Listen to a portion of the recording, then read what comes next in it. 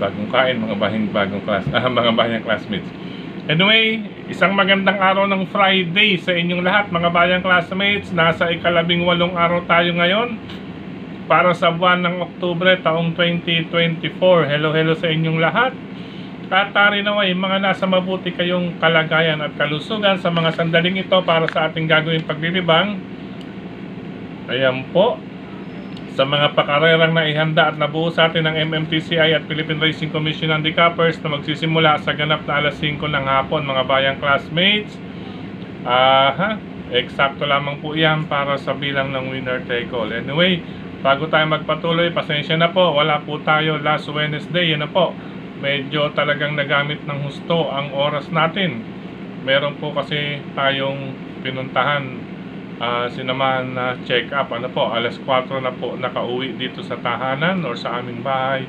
Tapos sabay diretso sundo na po sa aking mga service ng 4 PM, 5 PM. Ayan po, kaya hindi na po tayo nakasingit man lang mga bayang class. Anyway, nandito po muli tayo araw ng Friday sa ating paglilibang. Okay po. Okay, umpisa na tayo mga bayang classmates. Race number 1 para sa start ng winner take all, covers races 1 to 7. Salubungin tayo ng 2-year-old maiden race. Na 2 taong gulang. Batid naman po natin kapag patapos ang taon or nasa last quarter, naglalabasan po ang mga 2-year-old or mga juvenile horses. Dahil may mga malaking papremyo para sa juvenile horses. Ito na rin po ang ating mga mamanmanan para sa susunod na taon na Triple Crown. Anyway, race number 1 po. Ang unang pili, tambalang number 1, Eugene Bell with Jonathan Vasco Hernandez at Rapa Bell with Kelvin Abobo. Ayan po couple entry po mula sa Bell Racing Stable ni Sir Elmer De Leon. Trained by Mr. Donnie Sordan. Itong si Eugene Bell mga bayang classmates, manmanan natin sa paglabas ng aparato kasi same number po siya nung kanyang barrier. Last September 25 nasa stall number 1. Medyo bumarimbaw po ito paloob. Sabay na recover naman po ni Uno. Anyway, sa 1,200 meters, sana maging maganda po ang salida ni Eugene Bell sa laban niya ngayong araw ng Biyernes. Tingin kong may banta or magbibigay ng laban itong number 2 na si Giselle's Knight na sasakyan po ni Mark Alvarez. Si Giselle's Knight naman po sa kanyang novato run last September 4 ay naorasan siya ng 119.6. Hindi maganda kung titignan, pero kung inyong papanoorin last September 4, ang kanyang novato run po ay under super heavy rain. Ayan po. Kaya sa largahan, syempre, parang zero visibility pa nga ang dating nun. Sumalida lamang po sila ng 28 medya. Ayan po, 28 medya. Syempre, alisan yun. Kinakailangan maging maligtas ang hineting si Mark Alvarez. Pero nakontrol naman po niya sa pangalawang kwartos at pangatlong kwartos. 24 medya at 26 medya. Hindi po masama para sa isang 2-year-old ang magmedya milya ng 51 seconds mga bayang classmates. Lalo na po kung tuyo iyon, mas mainam po yun. Baka gumawa pa ng 49 para sa medya milya. Pero under the heavy rains, talaga pong nakagawang 51 seconds. Ito po ang magiging banta dun sa tambalang number 1, Eugene Bell at Rapa Bell. Yan po ang tingin kong sisilat sa karera numero 1. Okay po, si Giselle's Knight. Okay. Ulitin ko, karera numero 1, tambalang number 1, Eugene Bell, Rapa Bell, at number 2, Giselle's Knight. Nakibalita na lamang din po mga bayang classmates. Good luck, karera numero 1. Race number 2 para sa pick 6, covers races 2 to 7. Sa karerang ito mga bayang classmates, sa klase ng laban, tingin ko hindi na maipagkakaila dito kahit maikli ang distansya. Para sa kalahok numero 3, Golden 8 na sasakyan ni Kelvin Abobo, at ang number 1 na si Double Strike with Christian Lauron Advincula. Ang tanong lamang po mga bayang classmates ay kung, ayan, may question mark, ano po?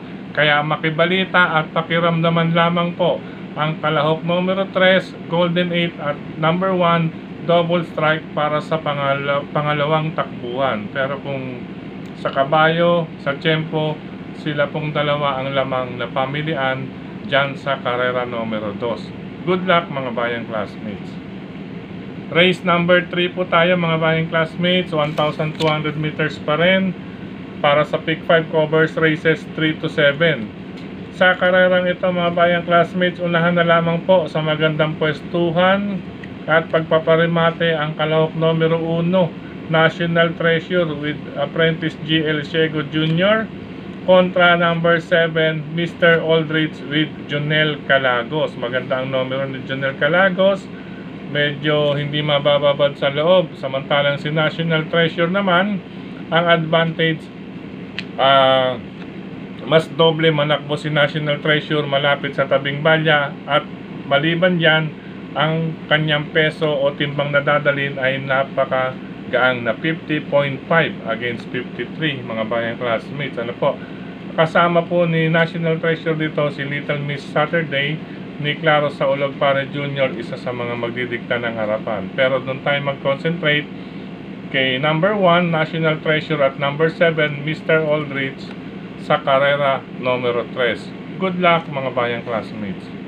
Race number 4 para sa Pick 4 covers races 4 to 7. Lamang kung sa lamang dito mga bayang classmates, ang kalahok numero 2 na si Autumn Shower na sasakyan ni Bird Jomel Galleta. Pasensya na po, may alaga pong aso rito na nasa loob kaya binitingnan natin. Medyo pinapalingan ko rin ang tingin kasi baka alam nyo na po, pumupo, umuwi, magwiwi sa higaan. Okay po. Anyway, balik tayo karera numero 4, number 2, lamang kung sa lamang, Autumn Shower na sasakyan nga po ni Bird Jomel Galleta. Lalong-lalo na po kung talagang mabibigyan ng magandang go signal dito sa laban na to. Ngayon, bilang proteksyon, number 4, Inclusion with Dan Camanyero at number 6, Family Affair with Ed G. Guerra, mga bayang classmates. Ano po Anyway, ang gawin na lamang po, single number 2, Autumn Shower, race number 4, at sa nais magproteksyon upang makasiguro, gawin pong 2, Autumn Shower, 4, Inclusion at number 6, Family Affair. Good luck, ika-4 na takbuhan. Race number 5 tayo sa likod ng ating mga racing program. Ito po, pag unang tingin po, ang tanong, ano ang ginagawa ni Early Bird sa ganitong klaseng grupo? Ayan, yan ang unang tanong. Pero ang pangalawang tanong, hanggang pangatlo or ang mga susunod na tanong, nasa stall number 1. Ayan po, maikli ang distansya.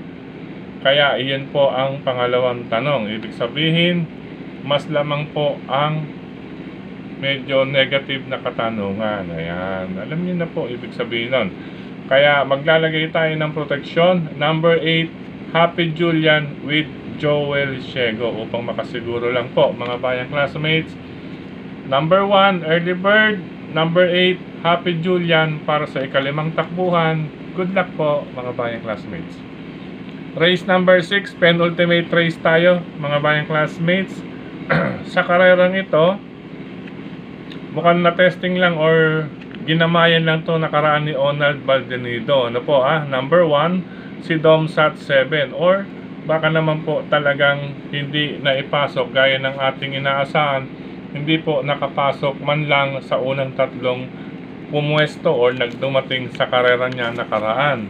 Meaning ay hindi po natimbang at dahil dyan nakababa siya ng grupo. Kaya ngayon bigyan natin siya ng isa pang chance dito sa karerang ito kung isasalikwat na po kaagad dahil dun sa pinanggalingan niyang 16 to 21 malaki na po ang chance niya ron.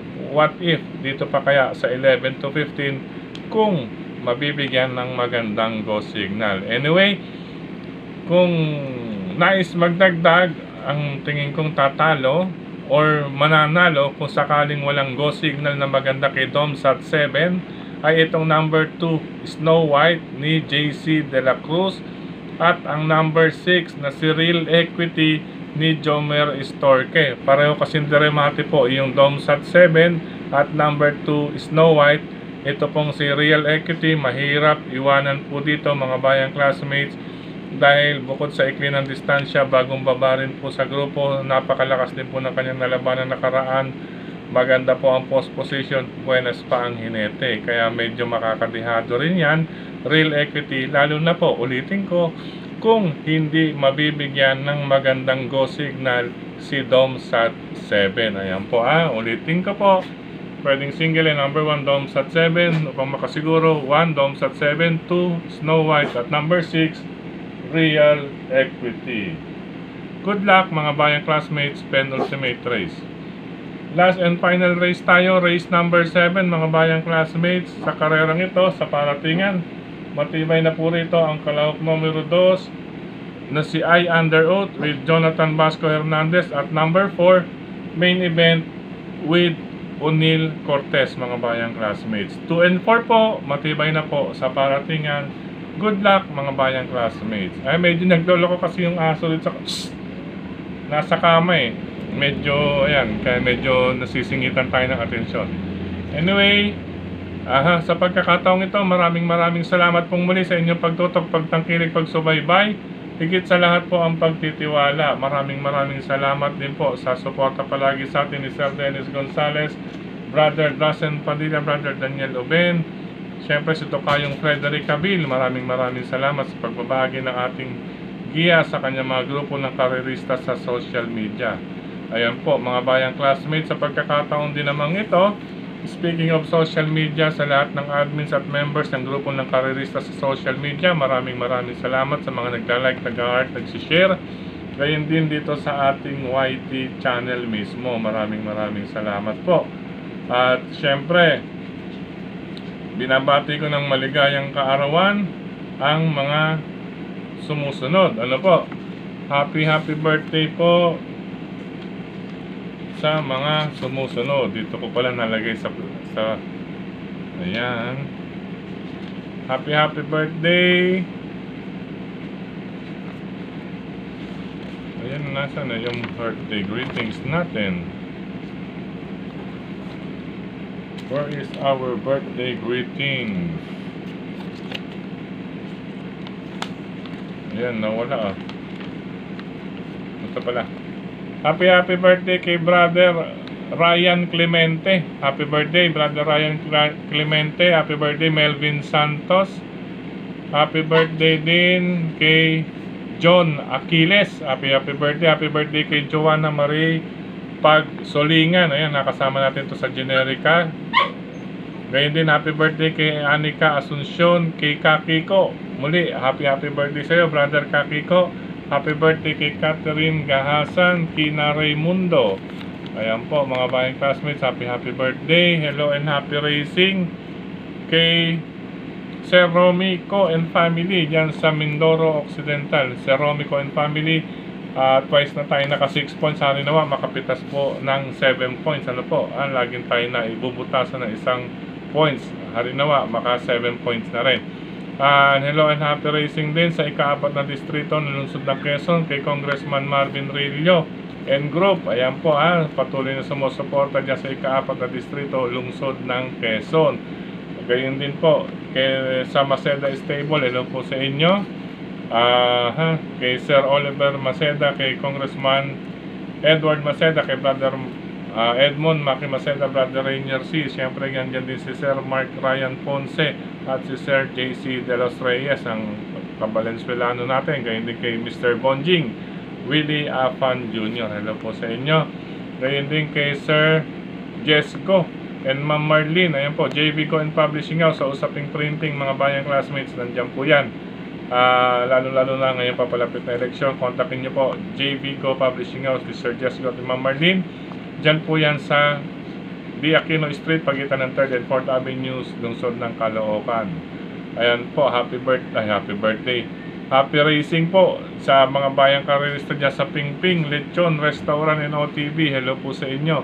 Happy racing kay Cap Makatjua. Ayan po. Masarap po mag-racing dyan, lalo na po ito. Friday, Saturday, Sunday. Sama nyo po pamilya nyo, sulit po ang presyo dyan sa Pingping Lechon Restaurant and OTB. Sa pagkakataon namang ito, nais nating batiin ng mga nag-comment last Sunday dito sa ating YT channel. Kay Brother Lito and Sister Cha Ortega, kay Sir Julio Bayumbong, kay Ma'am Teresa Llamas. Ayan po. Sabi, yan, kanyang lolo. Yan, maraming salamat po, Ma'am Teresa Llamas. Na binabanggit ko po, palagi po, una po ang numero bago po pangalan ng kabayo, at inuulit ko na rin po ulit sa dulo ang numero ng kabayo at pangalan. Ayan po. Maraming salamat po kay Lolo Sir ni Ma'am Teresa Llamas. Ayan po. Maraming salamat po. Ngayon din, maraming salamat kay Sir Francisco Paulino. Maraming salamat. Lagi po siya nakasubaybay. Ngayon din kay Sir Anthony Adriano. Maraming salamat, Sir Francisco Paulino.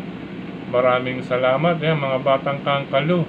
Hello po sa inyo lahat. Speaking of Caloocan, hello po sa kaibigan natin Cap Don Barry Aldi Jr. and Group. Ayan, sa kagrupo natin dyan sa Caloocan, Cap Don Barry Aldi Group. Diyan po sa Stanley OTV, Hari ng Yambo OTV, Scratch OTV, Banal OTV, dulo ng Caloocan, kanto ng A. Bonifacio sa may 6th Avenue po. Hello, Napi Racing din po kay Sir Nestor Gavino, Anthony Adriano. Maraming salamat. Ngayon din kay Ma'am Maribel Maribel Bangcoro. Ayan. Hello po sa inyo. Kaya ito, sa OTV sa Kampingan. Hello po sa inyo dyan. Ngayon din kay Ma'am Marichu Kabasag. Ayan. Maraming salamat, Ma'am Marichu Kabasag. Oo, taga rito rin pala to. Sa Kapitan Akong. Hello po. Barangay Marulas din po pala to. Si Ma'am Marichu Kabasag. Ngayon din kay Sir Joey Monjego. Hello po sa inyo. Sir Broly Baloran, Joscoro Anjon. Yan, maraming salamat. Kay Sir Dionisio Verdan, Sir Jeffrey Escultura, Sir Venancio Permin, Sir Bagtas Sayo, Sir Louis, Sir Benaming Cabanya, Sir Julio Bayumbong, Sir Sunny 5257.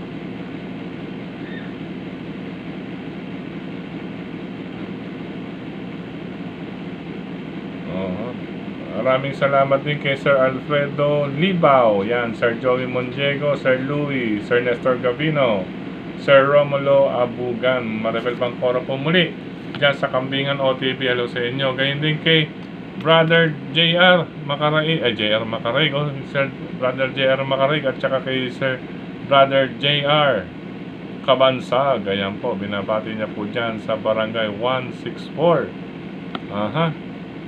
Maraming salamat din kay Sir Ruben Migrano, Ma'am Sir Jerica 88.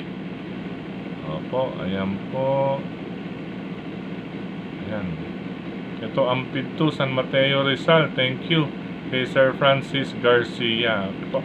Pansamantala mga bayang classmates, hanggang dito na lamang po. At maraming salamat muli sa inyong pagtutok. Sa lahat ng mga riders na katulad ko, ingat po sa kalsada mga bayang classmates. At hari nawa sa mga magtutungo ng OTV, good luck, God bless, and happy racing po sa inyong lahat. I love you all mga bayang classmates.